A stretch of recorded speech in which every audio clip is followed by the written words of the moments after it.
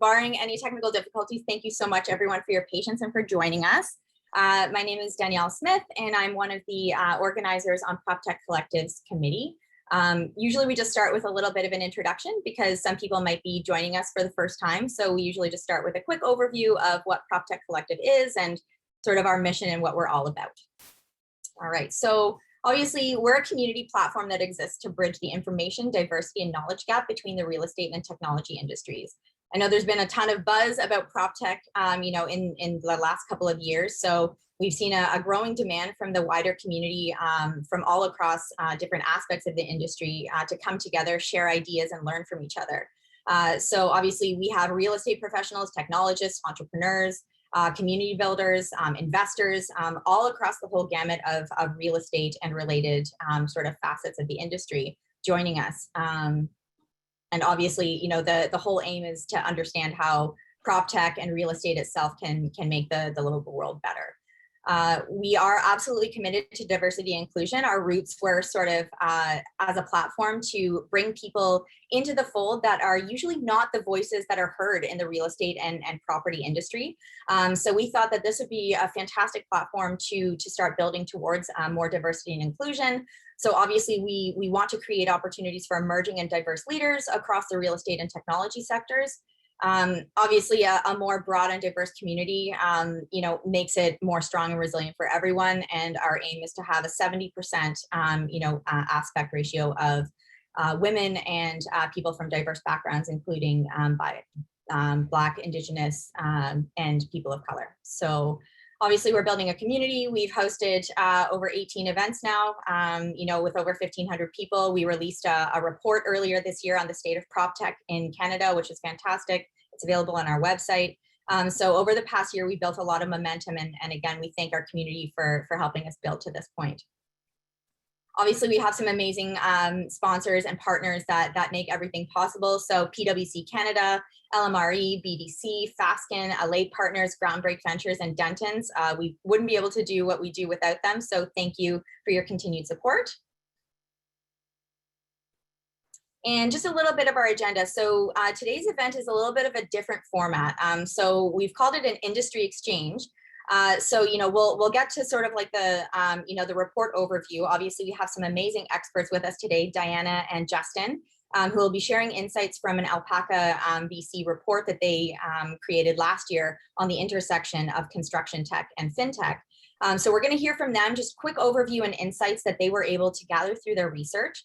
And then we're going to flip the model of the event, where usually the audience would be asking the speakers questions. We're going to turn it around, and actually we're going to ask the audience, who is full of experts, some different questions to gain insights from all of your expertise. Obviously, it's going to be a shared dialogue, and of course, Justin, Courtney, and Diana will share their expertise as well.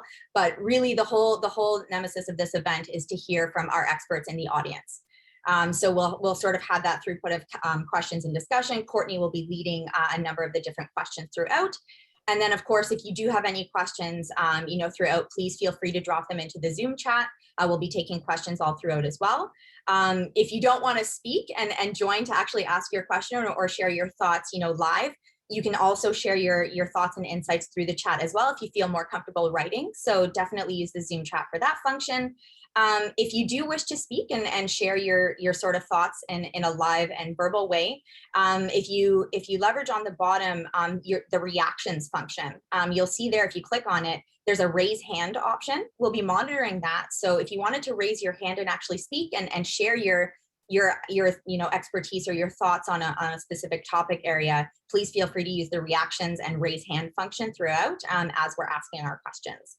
Obviously, we want to hear a range of perspectives from, real estate, PropTech, FinTech, construction, investors. We want to hear a range of thoughts and inputs. So please definitely be active during the conversation. So without further ado, we will turn it over to Justin and Diana to go through the overview of their research findings from last year. Awesome. Hi, everybody. Give me a moment just to screen share.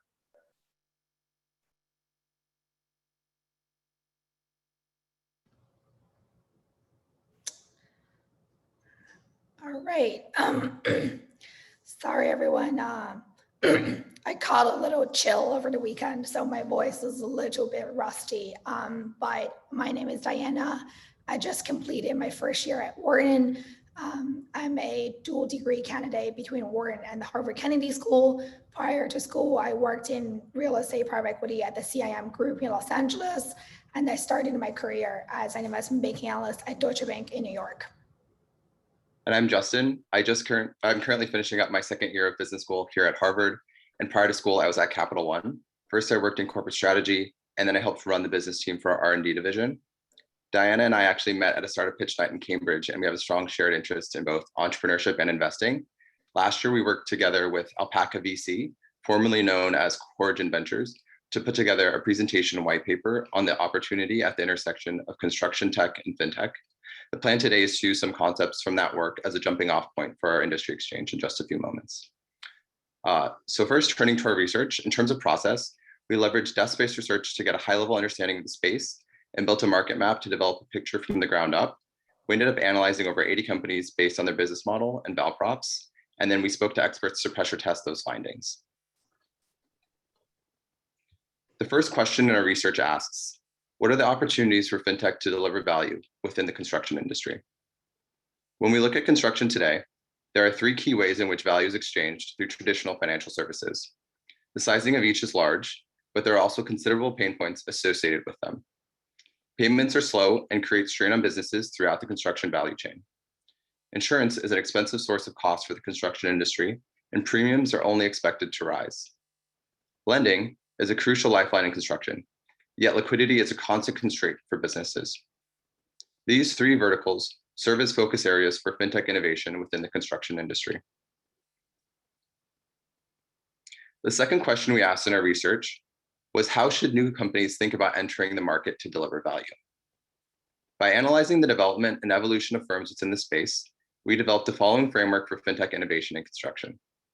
First, firms generally enter the space by digitizing an outdated or cumbersome component of the business workflow. Next, firms use this as a way to collect additional data about the ecosystem adjacent to their firm.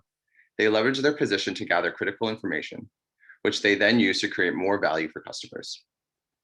This value often takes the form of predicting insights and offering analytics. This additional value is delivered through the use of data collected throughout the customer relationship. Finally, successful firms continue to develop and expand their product to offer additional fintech services, such as creating and offering novel financial instruments or expanding within the value chain to become a more integrated and valuable end-to-end player.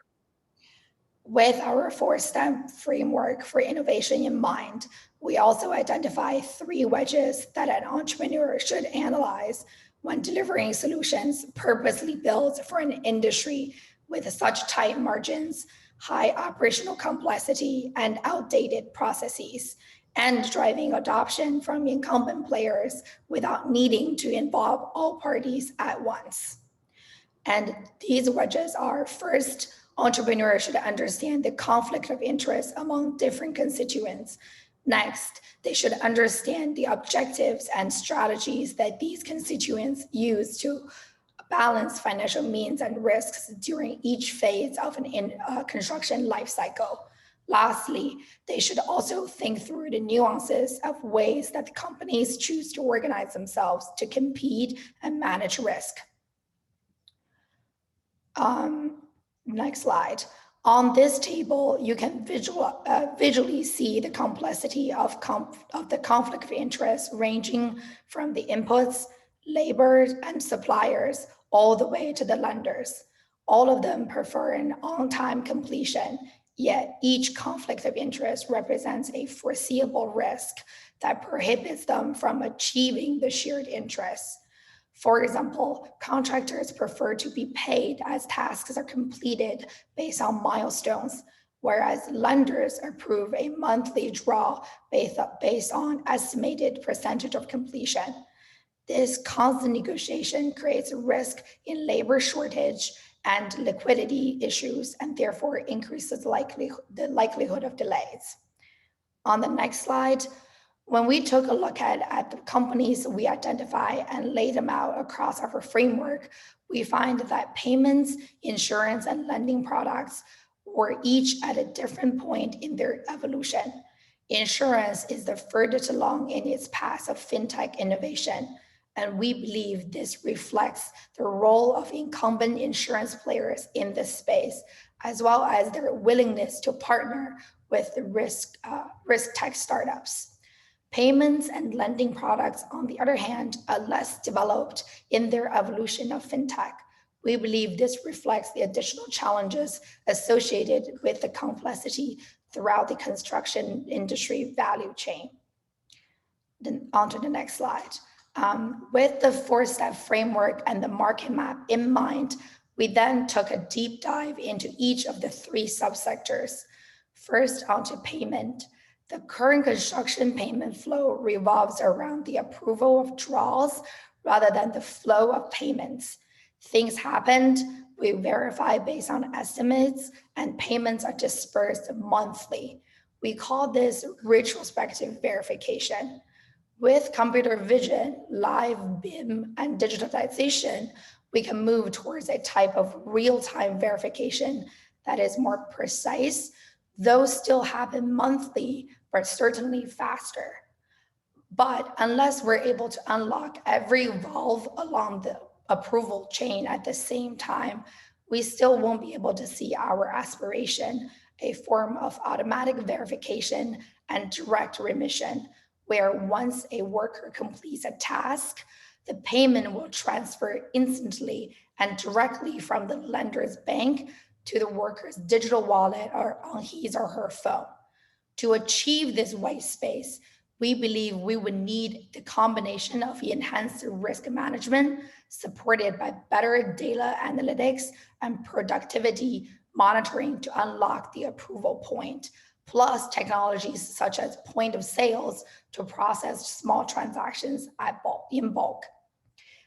On to the next slide. Simply put, on this market map, we would need these point solutions that serve a portion of the project lifecycle to advance along our four-step framework in order to see end-to-end platforms that infiltrate the entire ecosystem, from lenders to owners to builders to workers and suppliers. While we're still in the early innings, we think that this evolution is imminent as these early stage platform companies consolidate and add in more specialized products such as Avir's living BIM software and partner with financial management firms. On to the next section.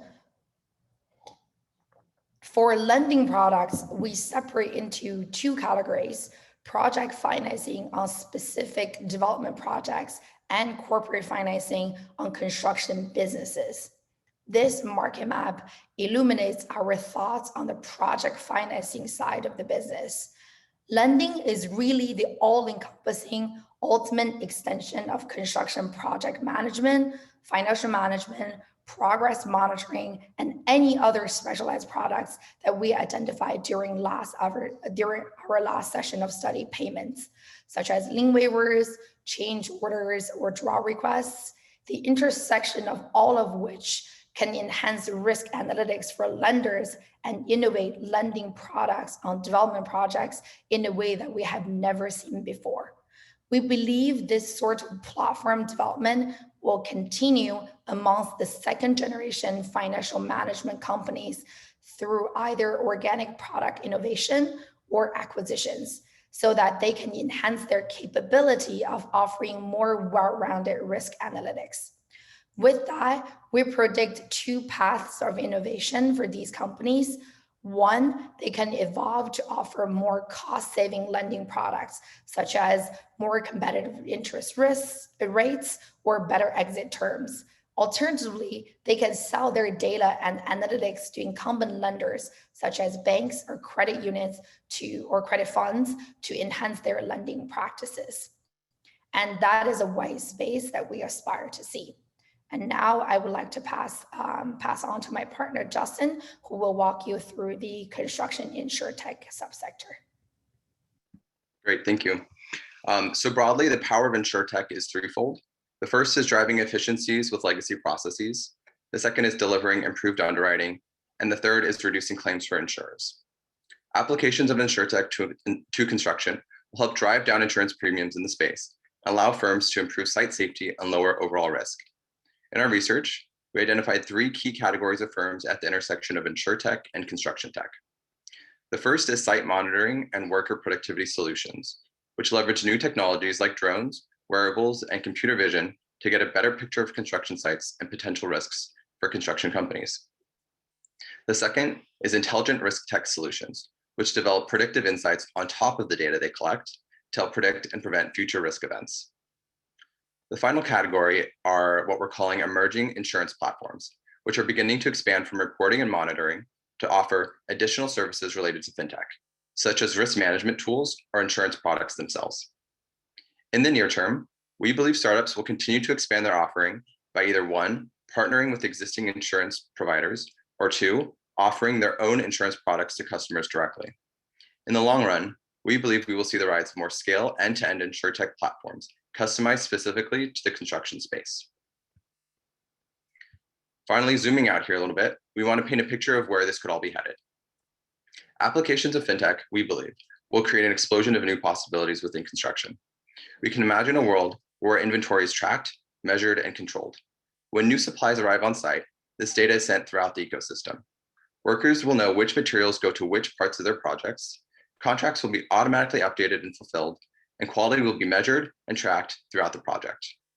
Construction site workforces will be more efficiently allocated to project tasks, and these tasks will be completed with greater visibility and less errors. As workers build out the site, a wealth of data about project completion, compliance, and potential hazards will be available to all parties. Developers and lenders will be able to know the precise status of work in flight, and workers will be more safe and more productive. Ultimately, more projects will run on time, on budget, and be completed profitably.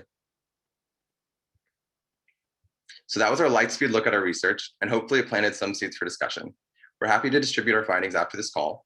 And without further ado, we'll now turn it over to Courtney to help moderate the rest of our time together. Thank you. That was light speed, but a great introduction to the research that you've done. And we've got a lot of experts on the call. We have a lot of people who are interested in just learning about this space. And I think that, no matter how much people sort of study on their own, it's always nice and appreciated when people take the time to do a report like this and lay out your findings. So thank you for taking the time and sharing it with us. Before we move on to the discussion, I just wanted to open it up if you guys have any questions for Diana and Justin, any clarification or anything you wanted to hear a bit more about. You can feel free to jump in live or just pop it into the chat.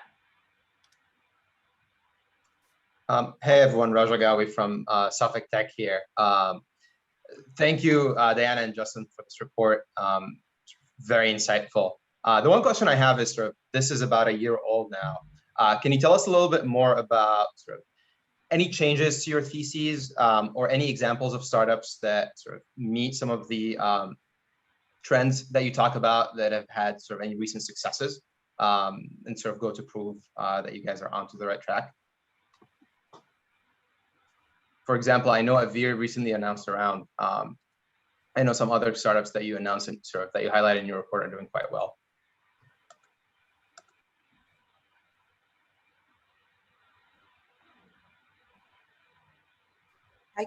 I can try to talk a little bit about my observations.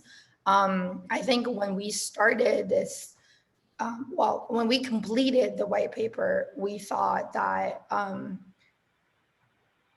some of these companies will be platform companies quicker. But after I've been, talking to some of these new startups, I realized you kind of have to be a leader in a pointed solution before you even think about platform. So that was probably something that I changed my thoughts, right? So for example, in the payment space, I've seen that there is a rise of working on just providing financing products for materials. And they actually use that to get clients and to get information, to collect the data. And then through that process, once they get the clients onto their platform, they can then offer project management services to those contractors. So again, it was using like instead of thinking about it from a platform to like specific constituents, they were more using a pointed solution to a specific constituents and become a like leader in that specific pointed solution. And then they think about platform. It was like kind of the other way. So it was interesting for me to see kind of how different entrepreneurs will use different approach to drive kind of adoption. But ultimately the goal is to become a platform company. And that's kind of where everything ties together. My take is largely similar to that. I would just say that at the beginning of the pandemic, there was this question of whether this will like completely void our findings or massively accelerate them. And I think the answer is that it's massively accelerated. Like the burning platform is just like more on fire than before. And I think that explains why you're seeing so much action in the space, specifically around what we've talked about.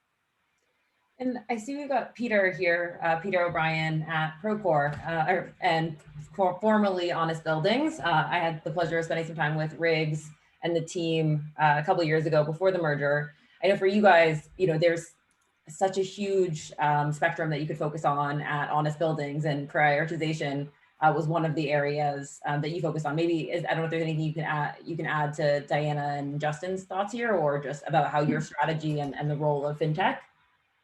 Yeah, happy to. So I'm Peter O'Brien. You know, as Courtney mentioned, I joined Procore by way of acquisition of Honest Buildings. And at Procore, I focus on this, what we're discussing, right? You know, it is the kind of the next horizon of growth for a lot of the, a lot of the companies that went to market initially with a really strong point solution, were able to digitize huge components of the industry or the supply chain, and now are looking to utilize their data to build additional businesses. So we're deep in our strategy against all these food groups. The one I would say that's missing from the presentation that is also interesting to us from a construction perspective is payroll. And payroll is something that we're looking at a lot. It's a huge labor cost, and you know, there's a pretty interesting opportunity there. And there's been all these infrastructure as a service businesses that have come to market that will help facilitate, execute on some of these strategies. You know, Check, which is effectively the Stripe of payroll as a service. And then, you know, there's some really interesting insurance companies popping up. So we're certainly starting to make some bets, you know, within this space. And the question I guess I would have to Diana and Justin is, as you look against, you know, these future opportunities, how would you size them? I mean, if you're in a position and you were going to go get funded and build a business, you know, where do you think the biggest opportunity is here?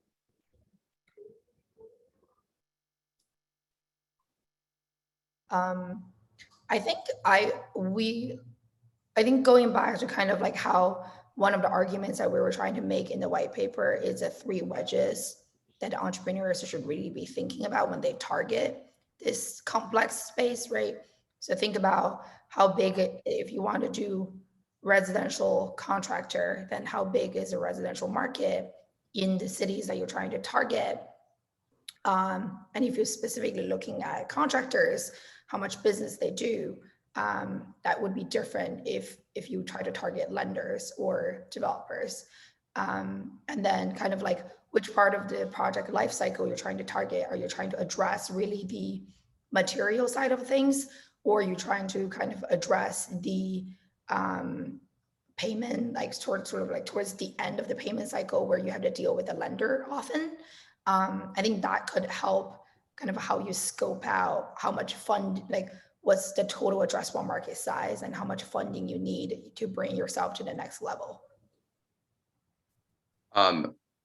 Similar to Diana, and as we called out in the presentation, I think the biggest white space for me is in payments.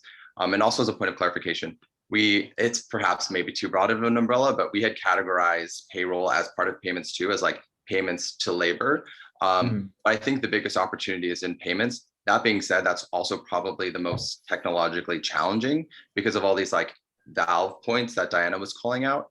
Unless you can unlock all of those, you're going to continuously hit up against barriers to automatic payments. So depending on your investment strategy of whatever your firm has in mind, like that could be where you'd want to invest, but also know that that is perhaps the more technically challenging one of the three. Yeah, payments is extremely interesting to us. and we look at it in a number of different ways. Effectively at Procore, we work with so many of the contractors, globally, and what we're trying to solve for them is just, capital liquidity issues. And so we're focusing on, certain areas like material financing. Diane, and what you mentioned is extremely interesting to us. It's a huge choke point. It's the way that they fund supplies is, a lot of small subcontractors buy their supplies on credit cards, and they only have 80 days of runway, but they get paid in 90 to 120 days. So it's how do you remove those failure points in this, the payment process?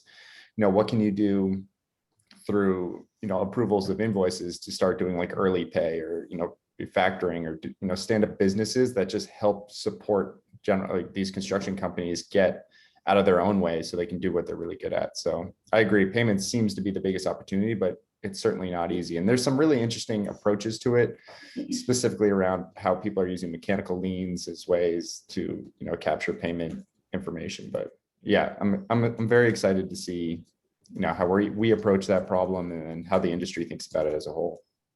Yeah, and just a follow-up point on that, part of our report that we didn't get a chance to sort of, during our quick run to mention is the second category of lending products that we thought about, exactly like Peter were talking about. How do we provide corporate financing for these construction businesses in order for them to kind of survive, right, in this lengthy like payment cycle that they're in?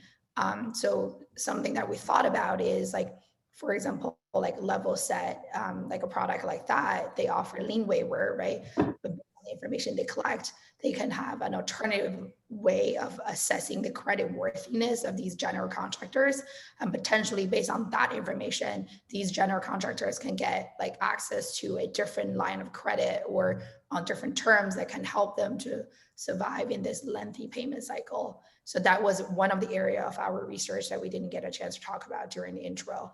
But I also, on the flip side, I do have a follow-up question for Peter. Is you mentioned a word, you have a global clients. Like I do often feel like real estate is such a localized business. Like how do you as like a technologist, like, how do your engineer, like software engineers who really kind of offer the customized like local products while maintaining kind of the scale in the standardized way? Like I feel like that could be a struggle that oftentimes technologists face. Yeah, it's a massive struggle, but it's the biggest opportunity to figure out, right? As Procore scaled, 80% of their revenue was from North America, but that only gets you so far. So the biggest opportunity is being a global first business. So we think about our platform as global first. When we build things, we don't think about the US first. We think about the markets that we're moving into. And we have goals over the next 3 years to have 30% of our revenue come from international. So it's hiring the right people that have the experience with taking a software platform globally. It's about putting the people in place to understand the local nuances.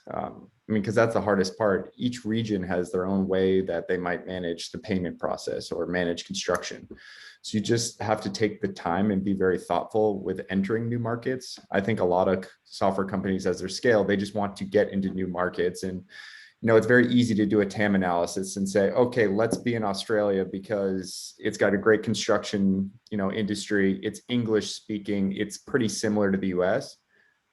But then you deploy there and you run into a ton of hurdles that you didn't even know. And you recognize, hey, perhaps we actually should have gone to Asia first. Perhaps we didn't even think about what were the most important sort of stage gates for making our decision to move into Australia. So I think just doing the work ahead of time from a strategy perspective is super.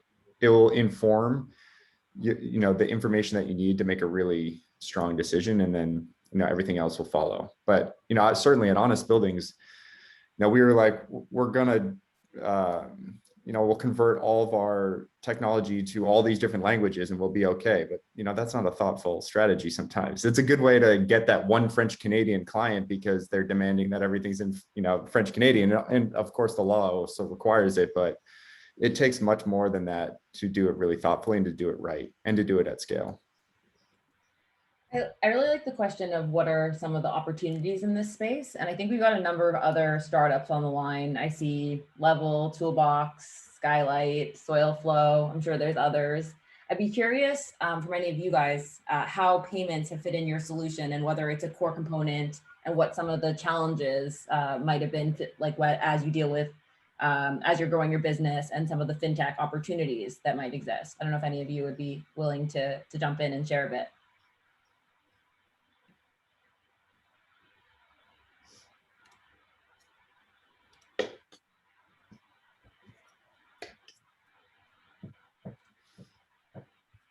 Okay. Hey, Courtney. There we go.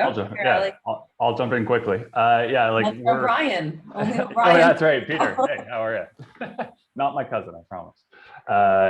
Yeah, it's payments are obviously huge in the industry. You know, we focus more on the SMB side of things. You know, and getting those payments as quickly as possible is obviously super important. You know, we hate seeing people taking on, you know, jobs that they didn't necessarily want because, you know, the next customer was willing to put a down payment and help them pay off their last job, right? So there's a lot of that happening. And then up in that vicious cycle of, you know, taking that next job just to pay off the last one. And it wasn't really in your wheelhouse. You didn't really want to do another basement reno because you don't really do well on them, but the down payment was there. So yeah, it's a huge part of it. And to be able to do, you know, moving on in the fintech lane all the way up to, you know, lending process, something that was just mentioned was, you know, having that data to be able to lend to these people based off of their past projects is huge. So yeah, we're seeing that from everyone that we talk to is, you know, when is payment processing coming? You know, obviously you've got the big players that do it like QuickBooks and stuff like that really help them with those payments. So yeah, you know, embedded fintech is, you know, much better to not have to push them off platform. But there are a lot of options out there. We've seen a lot of contractors that, you know, hey, I use Jobber and I use this, or, you know, I use Level and I use this, and they're trying to kind of put together a package for themselves. So embedded fintech being the new, you know, the new buzzword in that sense. I think it's huge. If you know your customer that well, that you can offer them more fintech-based services and they don't have to go off platform, then I think it's a win-win. And just for people who aren't familiar with the terminology, when you talk about embedded fintech, what does that mean, or what does that mean to you guys? Yeah, sorry. So yeah, it's essentially offering financial services to your customer because you know them so well. So you know them better than a bank, right? Like we all know our customers better than the bank knows our customer. So I know that, you know, Bob at, you know, Acme Inc., he's done 10 bathrooms this year and he's crushed it on all of them. He's done really well, margins are high, payments are quick. And now Bob wants to take on another bathroom project. Well, me as a human would look at that and be like, yeah, of course I'll lend you money. Whereas the bank looks at it and goes, come back in 2 years when you have, you know, glowing books that show profit, you know, over that time frame, because they're looking at an operating line of credit. So by knowing your customer really well and knowing kind of like an internal credit score for them, you're then able to offer other services that they may need, like payment processing, lending, stuff like that. So I think that we're going to start to see this in not just this industry, but a lot of other industries where you're starting to see services like Plaid and LendFlow and stuff like that that allow you to offer these financial services to your customers. And your advantage is you already have them, you already have their payment details, and you know they're banking, you know that they're borrowing money, you know that they're getting payments done. So why not get into that for them? And right, so far the barrier to entry has been super high, right? You have to partner with a bank or you have to build out an entire fintech stack yourself, but now you don't. These services are starting to come as, you know, X as a service. Well, if you can get lending as a service, and then, you know, why not offer that out? If you can get payment processing, you know, embedded into your project, why push them somewhere else? So I think a lot of that's going to start to trickle into every industry. I think this one's ripe for it. Obviously, that's why we're here. So yeah, that's kind of where the embedded fintech starts to come in. Awesome. Yeah, I mean, I think as it gets gets easier and more digitized, there becomes more opportunities. And one of the challenges, like people always talk about how construction and real estate, but construction in particular and development has been behind in adoption of technology. And one of the key factors has to do with the number of different people and parties that are involved and how do you do all the coordination and verification. So, you know, as that becomes digital and easier, there becomes more opportunities to embed fintech or to expand products. Yeah, like even knowing your customer, right? Doing the KYC on them used to be, you know, you'd have to do a credit check and you'd have to go and check a ton of different sources. Now you just have it as a service. You know, have them fill out a quick application, and you can know who they are, you can know their credit worthiness and everything really quickly. So that's really abstracted away from companies having to do it themselves, which I think opens up all of these doors. So I see Kevin Goldberg raise his hand at Soil Flow. Would love to hear some of your thoughts. Yeah, absolutely. So for those who don't know, we work in the excavation space in construction. Our clients are typically earth movers, those digging really big holes, or those bringing in soil to rehabilitate their pits and quarries and so forth. There's a few challenges we have here when it comes to payments. First of all, is the size of payments that would potentially happen through soil flow are typically in the, at minimum, tens of thousands to hundreds of thousands of dollars when we're facilitating these transactions. And we're kind of recording the information that has to do with the transactions that are going on. So someone needs to bring fill in, they charge someone, $100,000 to bring in these 1,000 truckloads of material. So for us, we have a few barriers. One is the fact that we're often the first or second piece of software that these firms are actually purchasing and onboarding, maybe third. And so for them, the concept of facilitating payments through anything other than a check that they hand to the person and make sure it gets into their hands, there's a real human barrier there, we find. And then, of course, when we're talking about adding a few percentage points on to really large transactions, the basic ones that we're looking at that, we can trust that they'll do the transactions properly. And we can integrate with, take those. So that's typically what's kept us away from facilitating transactions at this point. Are you seeing demand, more like increased demand for it, if it's affordable? I don't know. We've started to float it to everyone. Like it's not high on our roadmap for our priority list. I don't think there's a huge convenience to it in our specific line of business. I think they're very used to it and they have it down packed, and it's not like paying, all of your employees, for example, on a weekly and counting their hours and everything. I understand how that gets really complex. These are bulk transactions that happen once a month, typically. Gotcha. Thank you. And I see Raja just unmuted. I was going to turn to you actually as well to get the Suffolk perspective and from the construction company, what you're seeing, reaction to this specifically, or just more generally where you're seeing some of the demand come from. Yeah, sure thing. I mean, Suffolk is a $4 to $5 billion contractor, right? So the way the kind of transactions we see are A, much larger, B, we already have some systems in place, primarily Textura, which is an Oracle product that helps us process payments, at least sort of downstream. I think the opportunity, and everybody's touched on this in different bits and pieces, is probably in the SMB space, the medium and smaller guys who may not have any sort of existing systems right now, probably using checks, pen and paper, Excel to track different sort of inflows and outflows, and around supply chain transactions as well. We talked about loans, we talked about sort of how you pay your contractors, how you pay your people as well. I think all of those are very valid opportunities. I do think, though, that the way contractors manage their cash flows, it's still very outdated. It's one thing to make sure that you're getting your paid in on time, that you can sort of pay out, you can get access to sort of capital products. The FP&A systems in place are actually very old school, especially for the smaller and medium-sized guys who may not have a professional accountant on staff or a CFO, like the bigger contractors. Their passion is building, right? That's what they're good at. And if they have to do the sort of accounting portion, they will do it. They might be outsourcing it. There ought to be a better system than just QuickBooks to help manage inflows and outflows. And as much as you can plug in sort of embedded fintech, like mentioned before, capital products into that system, ways to sort of preemptively call on kind of cleans if you need to, just remind people to pay you on time. I think all of these different sort of use cases become fairly compelling as part of a larger platform. But to Diana's point from earlier, right? It's hard to go in and say, I have a fintech platform that does all these things. You need the killer app first.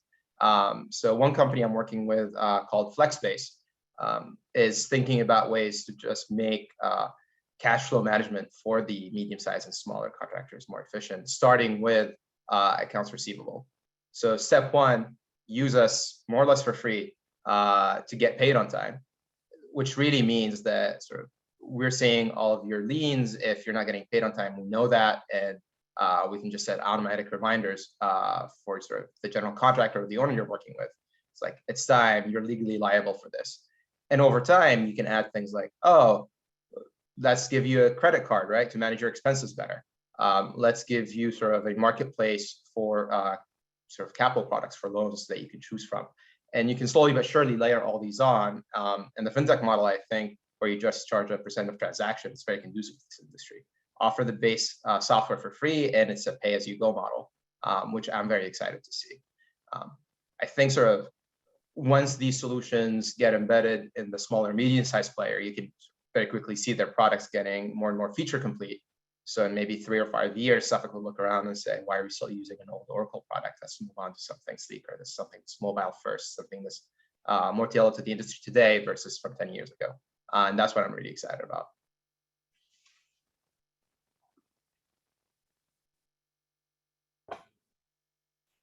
Peter, I saw you unmuted. Is that a signal that you've got something to jump in with? Well, I think it's just, you have such an interesting point of view, and you get to see all the problems, and then you get to think about, where you can make bets. Do you see payments as the biggest opportunity for construction from your lens? I mean, obviously Texture is a pretty legacy product, as you mentioned. Just curious,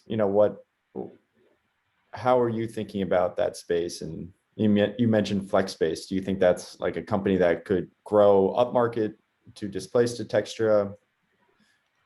Over time, not right now, and that's not sort of part of their focus. But in sort of 3 to 5 years, I think, as you build more and more features around the financial platform in the industry, you will find sort of the different killer apps for different customer sizes. So sort of in full disclosure, we have a small check in their pre-seed that they just announced. And we worked with them closely during our Boost program, which is a mini accelerator program we launched last year. And when they were talking to sort of their original target customer set, which is small and medium-sized contractors, they were very excited about lien management, lien waiver management. When they were talking to us, our teams were far more excited about expense management, sort of a credit card offering.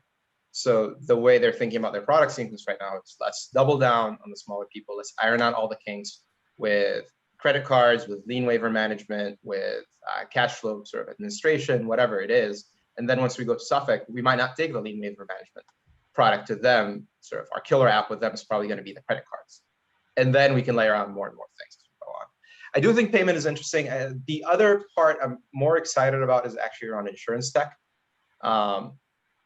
Sort of, I think the group mentioned this already. There is the way you can underwrite risk for the smaller subs when you administer loans to them probably maps pretty neatly to the way you would insure their businesses or their sort of whatever single project that they're doing. We're starting to see a little bit of that. There's a company out of the last YC batch called Shepherd Labs. They recently raised a round, and they're trying to give the brokers digital tools to just help onboard the smaller and medium-sized contractors more efficiently, but also plug into their existing systems and get the data that's now in Procore, QuickBooks, and is in Sage, and hopefully use that over time to underwrite them better. But at minimum, you're automating the way you underwrite all of these guys. You don't need people time to do it, and that's a big step change in the way you offer insurance products in the industry. So that's pretty compelling. I saw one number that construction spends, I think, 4 times its profits on insurance. And I don't remember the exact source, but I do find it believable and also mind-boggling at the same time. Technology can and should make that far more efficient. Yeah, I've actually spent a lot of time looking into the insurance space, and it's wild. I mean, a lot of the insurance products for construction were developed in the 80s, and they've just been rejiggering them to make them profitable over time. And the way that they underwrite is mind-blowing. I mean, if you think about all the ways that the auto insurance industry has used telematics to actually understand a good driver versus a bad driver, that doesn't exist in construction. Construction completely underwrites based on a pool of risk, and then it doesn't think about the entity that they're going to hire. They just look at a pool, and they expect that a certain percentage of the pool will be good risk versus bad risk, and if you have enough good risk, you'll have a profitable business. Where you can actually use the information that's being captured in all these technologies like Procore and all the other technologies that exist to actually have much better understanding for underwriting. To your point, you can be much more thoughtful about who and what you underwrite to understand the risk and then monitor the risk. Because one of the biggest costs for managing insurance is risk engineering, right? You can't have, someone out on a job site all day. And that's why companies like yours, Suffolk, have invested in, computer vision and, AI to actually use and help you like mitigate risk before it happens. And yeah, so I totally agree. I think that's a massive opportunity for the industry. And thinking about I think there's some smart people focused on, the SMB and medium contractors and owners as well. We also, I love the Shepherd guys. Justin's real smart. He's had a couple wins already. So it's exciting to see people starting to really invest in that space. It's long overdue. Totally agree. Josh, you're in insurance. I don't know if we've got anyone else on the insurance side that has any thoughts on, how you're changing the way that you underwrite and evaluate risk, or, what you're seeing within the industry. Mm-hmm. Yeah, well, I have the fortune of being on the brokerage side versus the underwriting, and I can do nothing but agree with Peter's comments on the lack of sophistication in terms of. I think there's a 5-year tail of completely failing to leverage much better platforms, whether they be Procores or otherwise, in terms of information around construction risk. And you're seeing that right now I'm not sure if it's more than the actual profit. I've looked at a lot of pro formas and I know what premiums are. I don't think premiums cost more. It's a project. So construction, which are projects of 30 million all the way up to a couple billion, those costs have trebled within the past 2 years, and that's a part of the larger construction and insurance market ecosystem. So it is being driven by factors that are not just underwriting. And the interesting counterpoint, Peter, to what you were saying is a couple of small MGAs have tried I don't think they've been well supplied with enough data from organizations like yours, but they've tried to do the tighter underwriting with better contractors. We get a lot more granular than we used to in providing information around what those contractors are doing from an actions perspective. There's a lot of warranties in there on what they can and can't do from a safety, fire safety, all that kind of stuff. It hasn't affected losses. That's the overwhelming problem, is that attritional and catastrophic losses in the construction space have been getting worse year over year for the past 7 to 8 years. And so, it's all well and good for us to go, you know what, this time we're going to pick the better contractor, we're going to pick the better. And then you have a pop, like a loss like you just had in Langley, just an hour away from where I live. That was about a $50 million loss on a wood frame facility that's going to upend the entire market for the next 4 years. So it only takes one event. And because of the way the capital towers of these companies are linked in the back end, there's nothing you can do. Those costs are going to rise if we are going to have, insurance is privatized socialism, right? It's the sharing of costs. So as those costs go up and claims go up across the board, costs are going to rise, and we have to improve as an industry before we're going to see single contractor performance from a premium perspective improve.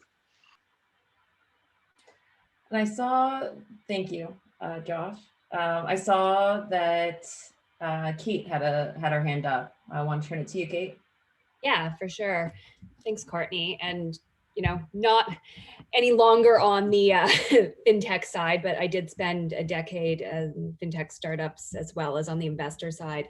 And, there's always these common complaints that I've heard from Proptech and the smaller construction companies, where banks don't really service these, what they call micro SMBs. They don't care about these people because, they're just way too small, and they don't want to offer them the appropriate products and services because they just don't see a large enough TAM to them, unfortunately, which is actually quite narrow-minded thinking, because if you look at these businesses, they're actually quite capital intensive on both of in the company side, but then also the cash flow that they're bringing in. I don't know if anyone has like done any construction on their house during this pandemic, but it's just like money in, money out. You're like, what's another 10 grand at this point, right? And it's like, do I want to upgrade to those granite countertops? You better believe I do.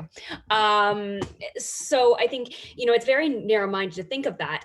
But the other kind of thought process around it is we're really seeing a lot of DeFi happening. And I know we talked a little bit about, you know, being able to offer appropriate products and services and do those KYC checks inside, just, you know, kind of soup to nuts, get it done on one platform. And I think we're seeing the banks start to adopt that with something they call a BaaS model, which stands for banking as a service, and really embracing those contextual customer experiences. So knowing that, you know, I've lived in my home for 3 years, I probably want to redo my kitchen because it's the pandemic and I live within these 4 walls constantly, and being able to deliver those products and services. So I think the industry is definitely changing in that aspect. However, I still think that there is a big role for fintech to play in this, on both just being able to create those experiences for their clients without having to go to a large bank, because let's be honest, no offense to any of the bankers on this call, but the big 6 Canadian banks,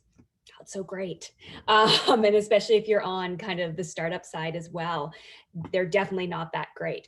So there's something to be said about that. And then the other thing that, you know, the trends that I've really seen in the last couple of years is just around, you know, how do we automate the back and middle offices for some of these small businesses? And I mean, I don't know if people are familiar with the team at Sensible, but they started doing this a couple of years ago and just automating receipts and dealing with these micro SMBs on that side.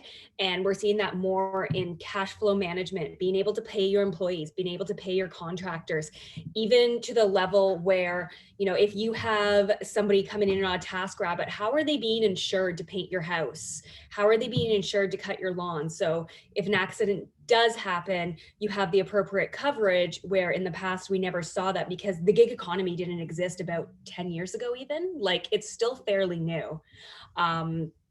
So I think we're going to see a lot of interesting things happen. And I think, you know, we are really moving to this decentralized finance and decentralized banking system sooner rather than later. Well, we're at about 5 minutes too. This was a very excellent conversation with a ton of viewpoints from across the industry. So thank you to everyone who shared your expertise and thoughts and input. Just to sort of close us out, Justin, Diana, any sort of, you know, final thoughts from your perspective or takeaways that you want to leave with our fantastic audience today? Yeah, I'll get us started. First, I just want to thank everybody for their enthusiasm with this inverted format. And it's been really helpful for me and Diana to just continue to pressure test our hypotheses. And I think Diana is going to be working on an updated blog post about, like, you know, 1 year after the pandemic, where our hypotheses stand. So definitely keep your eyes peeled for that. Thank you. Justin said it well, and he said it for me as my voice is going away. So no worries. Well, thank you again, everyone, for joining us today. As mentioned during the chat, we will share the recording of today's event again for key takeaways. We'll also reshare the full report, the link, and the presentation, which is all in one link on Alpaca's website. So we'll make sure everyone has those as key takeaways. And again, looking forward to continuing the conversation through, you know, our LinkedIn channels or what have you. Always looking forward to hearing more insights if you have them. So I will close us out and let everyone enjoy the rest of their afternoon. But thanks for joining us, everyone, and we'll see you next time. Thank you. Bye, everyone.